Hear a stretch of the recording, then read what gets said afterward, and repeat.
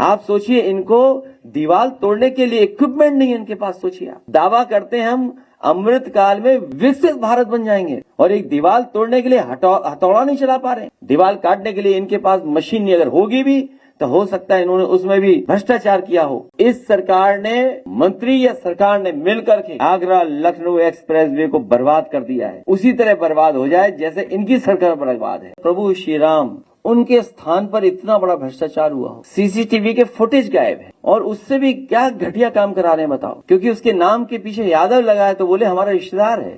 सरकार के लोगों से क्या उम्मीद करोगे आप? और सच्चाई तो ये है, बच्चों का दुख परिवार वाले ही समझ सकते हैं, और हमें दुख है इस बात का कि अलीगंज में जो घटना हुई है, सब बच्चों की जान बचाई जा सकती थी। क्योंकि जब अखबारों की रिपोर्ट और लोगों से जानकारी हासिल करते हैं, अगर समय पे पुलिस प्रशासन सरकार ने सुरक्षा नियमों का पालन करवाया होता, ज्यादातर बच्चों की और वहां जिन्होंने जान खोई सबकी जान बचाई जा सकती थी।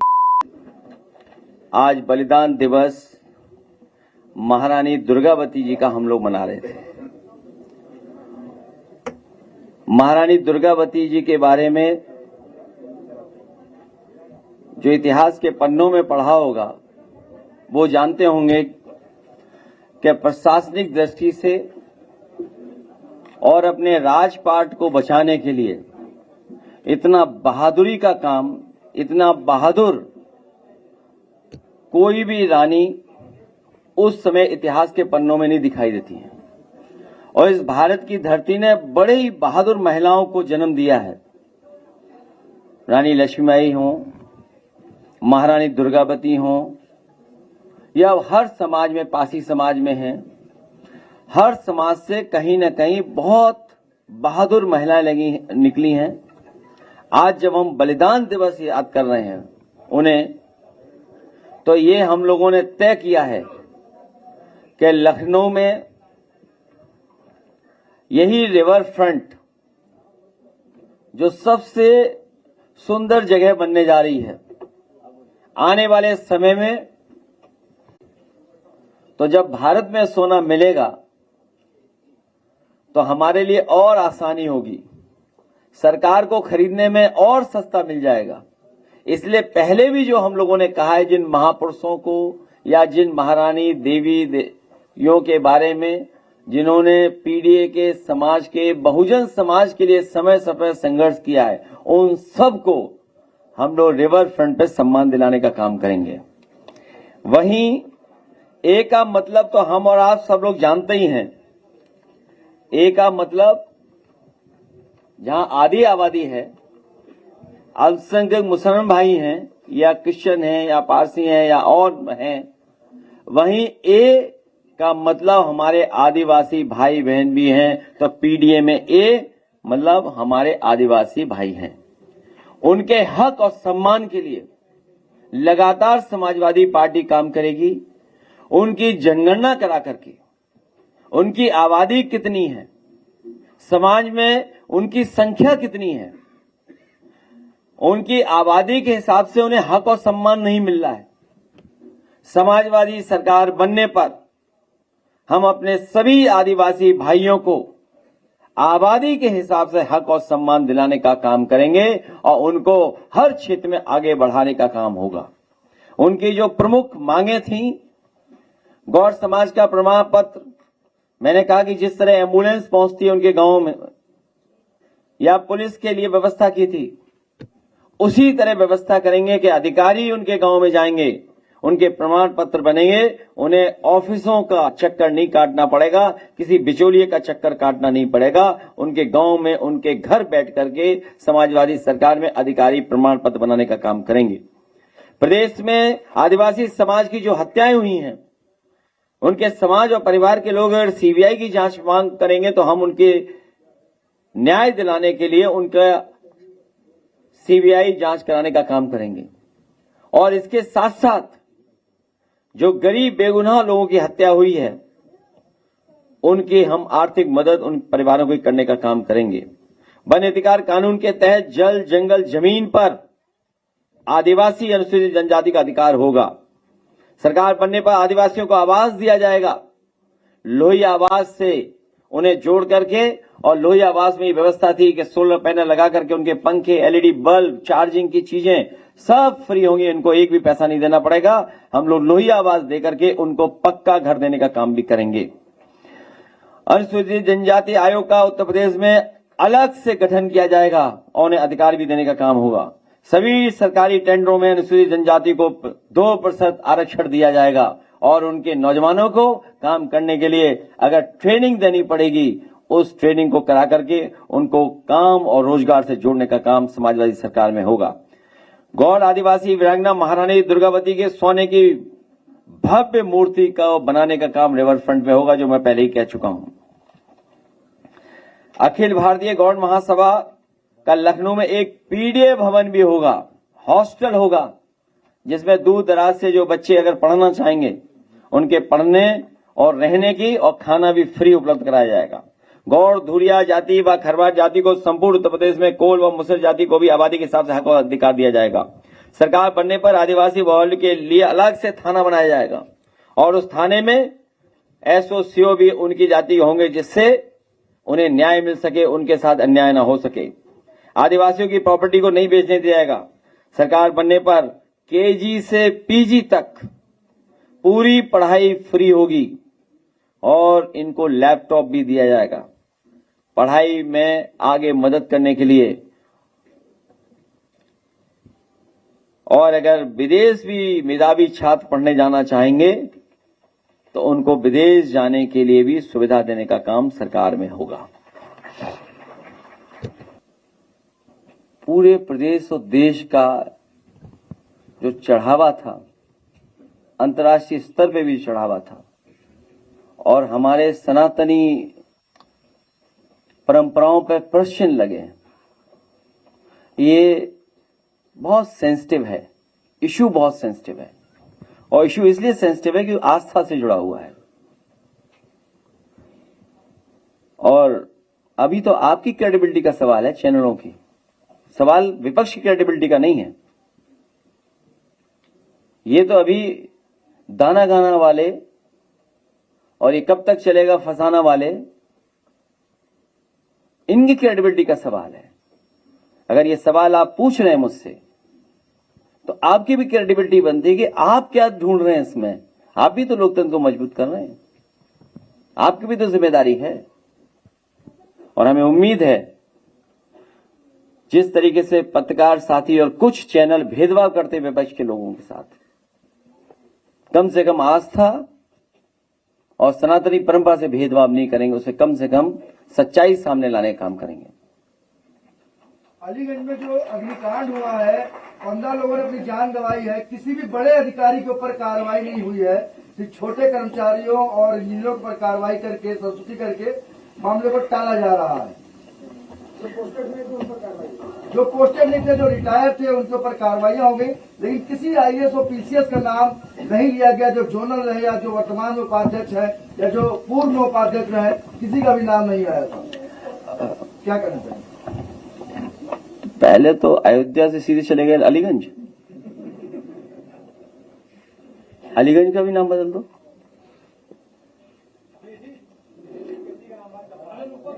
तो पहले ये तय कर लो, हमारे पत्रकार साथी विषय में भागो मत। आदिवासी भाई बहनों की बात हमने कह दी कि उनको हक और सम्मान दिलाएंगे, उनके शिक्षा का स्तर बेहतर करेंगे, उनको सम्मान के साथ साथ राजनीतिक सम्मान भी देंगे, राजनीतिक स्थान भी उन्हें मिले, तो उनका समाज एक साथ आगे बढ़ने का काम करेगा। और 10 साल में उनके साथ बहुत भेदभाव हुआ। जो आदिवासी अपने हर परंपरा पे गर्व करते हैं, उन्हें बनवासी बना दिया, वो स्वीकार नहीं कर रहे हैं। और जो भावनात्मक उनका जुड़ाव था जंगल से, जमीन से, जल से, जल जंगल जमीन से जो उनका भावनात्मक लगाव था, उससे भी छेड़खानी कर रहे हैं।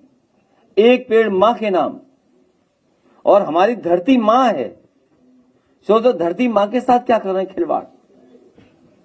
करोड़ों पेड़ लगाने वाले, दावा करने वाले लोग जमीनी को बेच दे रहे हैं और अपने व्यक्तिगत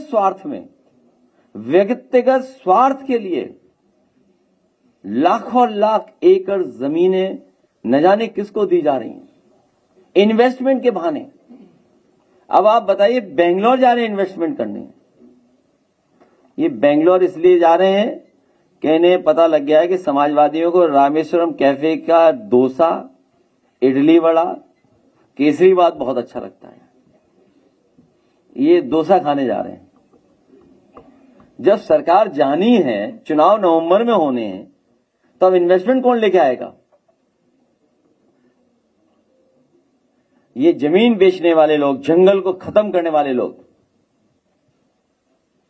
वो क्या इन्वेस्टमेंट लेकर के आएंगे? और इन्वेस्टमेंट आया होता तो नौकरी रोजगार मिलते। कहां है नौकरी रोजगार? और हमें दुख है इस बात का कि अलीगंज में जो घटना हुई है, सब बच्चों की जान बचाई जा सकती थी। क्योंकि जब अखबारों की रिपोर्ट और लोगों से जानकारी हासिल करते हैं, अगर समय पे पुलिस प्रशासन, सरकार ने सुरक्षा नियमों का पालन करवाया होता तो ज्यादातर बच्चों की और वहां जिन्होंने जान खोई सबकी जान बचाई जा सकती थी। जो हादसा हुआ है कोई सामान्य हादसा नहीं है। अगर सरकार पहले ही जाग जाती, जब पहले हादसा हुए हैं, लखनऊ में कोई पहला हादसा नहीं हुआ है। इनके महाकुंभ में न जाने कितनी बार आग लगी, कुंभ के बाद और उसके पहले भी यहीं पर हजरतगंज में एक होटल में आग लगी थी। और याद कीजिए, उस समय के अखबार पढ़िए, मैंने उठा करके मंगाए थे। जब होटल में आग लगी तो सरकार ने क्या कहा था? 24 घंटे के अंदर इस पे बुलडोजर चल जाएगा। क्योंकि उनका अपना होटल था, इसलिए बुलडोजर नहीं चला। गरीबों को उजाड़ने के लिए आग लग गई कि लगा दी गई। क्या सरकार ने वहां सबक नहीं सीखा? और जो सरकार अकबर नगर के हजारों लोगों को हटा सकती है, किस कानून के अंदर हटा सकती है? तो 10 साल में ये सरकार कर क्या रही थी? सरकार की जिम्मेदारी थी, सरकार ने जिम्मेदारी नहीं निभाई और सही समय पर चीजें हो गई होती तो बहुत सारे बच्चों की जान बचाई जा सकती थी। मुझे याद है जिस समय डायल 100 बनाया गया था, कोशिश की गई थी और व्यवस्था ये थी उस डायल 100 में, आप लोग जानकारी करिएगा कि जितनी भी इमरजेंसी सर्विसेज हैं वो सब उस पर आ जाएंगी। चाहे वो फायर को लेकर के हो, मेडिकल इमरजेंसी हो, फायर इमरजेंसी हो या पुलिस की इमरजेंसी हो, वो सभी की सभी उसी नंबर पे आ जाएंगी। लेकिन इस सरकार ने डायल 100 बर्बाद हो जाए, और अगर डायल 100 और इमरजेंसी सर्विस एक साथ होती और एक साथ एक्शन लेती, सुना है फोन मिलाते रहे लोग, पहले तो फोन नहीं उठाया और फोन उठा भी तो कह दिया कि हम ये काम नहीं कर सकते, हम नहीं पहुंच सकते इतनी जल्दी। जबकि डायल 100 और इमरजेंसी सर्विसेज का समाजवादी सरकार में फैसला ये था कि 3 मिनट और 5 मिनट में वहां पर इमरजेंसी सर्विस पहुंचेगी। आप सोचिए, इनको दीवार तोड़ने के लिए इक्विपमेंट नहीं है इनके पास। सोचिए आप, दावा करते हैं हम अमृत काल में विकसित भारत बन जाएंगे और एक दीवार तोड़ने के लिए हथौड़ा नहीं चला पा रहे। दीवार काटने के लिए इनके पास मशीन नहीं, अगर होगी भी तो हो सकता है इन्होंने उसमें भी भ्रष्टाचार किया हो, इसलिए मशीन नहीं थी या कोई ऐसा नहीं था। दीवार काट करके अगर छत से समय पर दीवार काट दी जाती तो शायद बहुत से बच्चों की जान बच जाती। क्योंकि जो मैं रिपोर्ट्स पढ़ रहा हूं या डॉक्टर्स की जो रिपोर्ट्स आ रही है उसमें यह है कि फायर से ज्यादा दम घुटने से लोगों की जान चली गई। अगर दीवार तोड़ गई होती छतों से तो बहुत से बच्चों की जान बच जाती। लेकिन फायर और उनके लोग गए नहीं। बच्चे अपने घर वालों से मोबाइल पे बात करते रहे, वीडियो कॉल करते रहे, आओ बचा लो आकर के हमें। सरकार सोती रही, जागी नहीं, और उसका परिणाम हुआ कि हमारे इतने बच्चों की जान चली गई। याद रखिएगा, हर दुख से बड़ा दुख अपने बच्चे के खोने का होता है, उससे बड़ा दुख कोई नहीं होता है। जो बच्चे खोने का दुख है उससे बड़ा दुख कोई नहीं होता। और सरकार मदद के नाम पे क्या कर रही है? और जो केवल अपने व्यक्तिगत जीवन के लिए जी रहे हैं उनसे क्या उम्मीद करोगे आप? सरकार के लोगों से क्या उम्मीद करोगे आप? और सच्चाई तो यह है, बच्चों का दुख परिवार वाले ही समझ सकते हैं।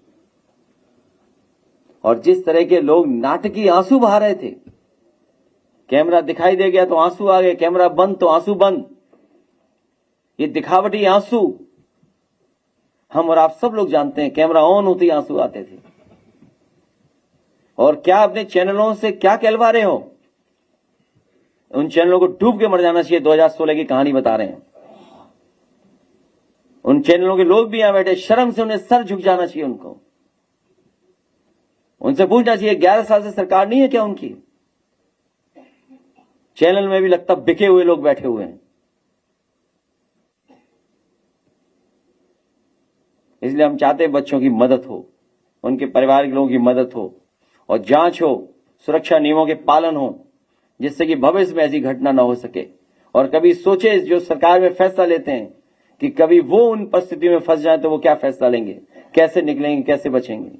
जब तक अपने खोए का दुख नहीं आएगा तब तक शायद काम नहीं होगा। और अधिकारी भी कितने होशियार हैं। जिन अधिकारियों की जेब गर्म होती है, जेब भरी जाती है, वो मुख्यमंत्री जी को वहां ले गए और उन्हें फेस बना दिया। अब वो जाने, उनके अधिकारी जाने, खासम खास अधिकारी। अगर कोई दोषी है तो वो अधिकारी और सरकार, और खुद सरकार दोषी है इसके लिए।